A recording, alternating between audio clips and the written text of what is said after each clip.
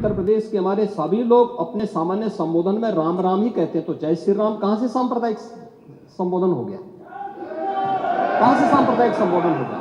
हमारे यहां हम जगते हैं, राम ही राम बोलते हैं, मिलते हैं, राम राम का संबोधन होता है, और अंतिम यात्रा में विदा करते हैं तब भी राम नाम सत्य है ही बोलते हैं।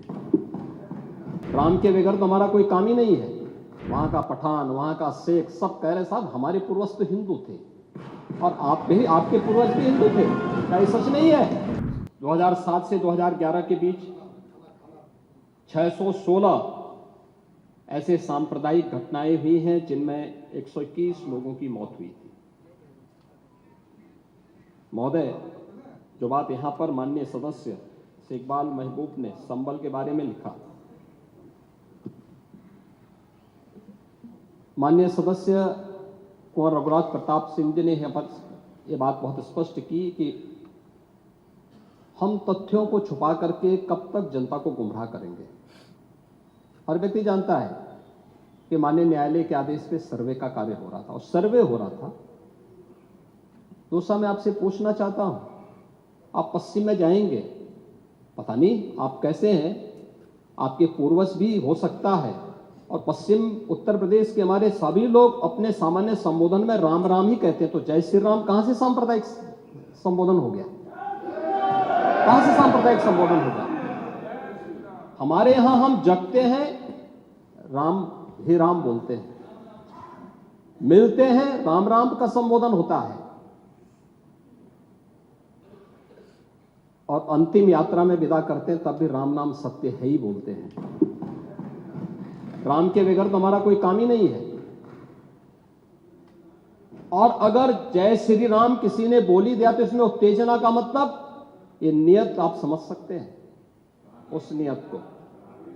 ये चढ़ाने वाला नहीं है, ये चढ़ाने वाला नहीं है,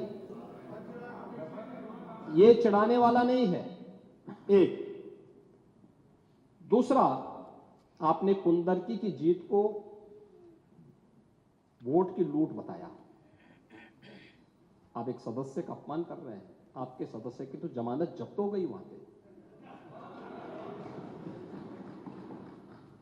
और क्या ये सच नहीं है?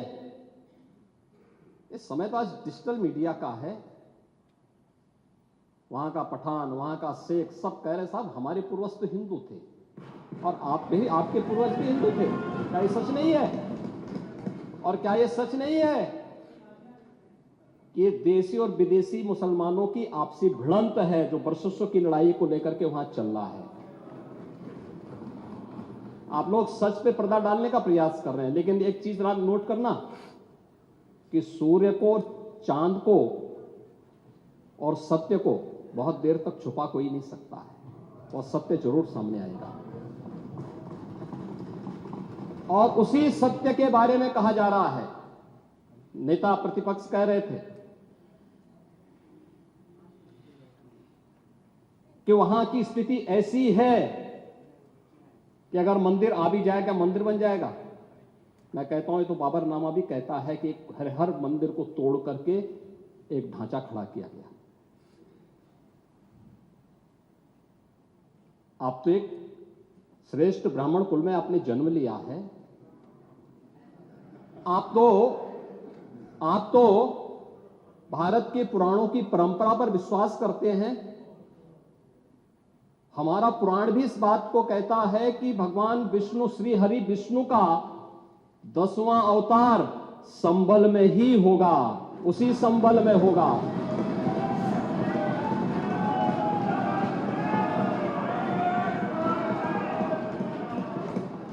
और यह तो केवल सर्वे की बात थी। माननीय न्यायालय के आदेश पर जिलाधिकारी का मतलब जिले का एडमिनिस्ट्रेटिव हेड, पुलिस अधीक्षक उस जिले की पुलिस फोर्स का मुखिया है। इनका दायित्व है कि शांतिपूर्ण तरीके से किसी सर्वे के कार्यक्रम को वहां पे संपन्न करना, माननीय न्यायालय के आदेश को अक्षरशः अनुपालन करना। और सर्वे 19 नवंबर को भी हुआ, 21 नवंबर को भी हुआ, 24 नवंबर को भी सर्वे का कार्य चल रहा था। क्या यह संभव है? नहीं, 21 को संपन्न नहीं हुआ था। ये लगातार सर्वे का काम चल रहा था और सर्वे के कार्य के दौरान पहले 2 दिन कोई भी शांति भंग नहीं हुई। तीसरे दिन जब 23 नवंबर को जुमे की नमाज के पहले और जुमे की नमाज के दौरान जिस प्रकार की तकरीरें दी गई, उन तकरीरों के बाद माहौल खराब हुआ और फिर उसके बाद जिस प्रकार की स्थितियां की गई थी वो सबके सामने थी। और इसलिए मैं कह रहा हूं, हमारी सरकार ने तो पहले ही कहा कि हम जुडिशियल कमीशन बनाएंगे। ये एक्ट के अंतर्गत ही इस कमीशन बना हुआ है।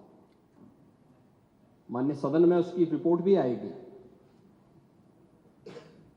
दूध का दूध और पानी का पानी सबके सामने आएगा।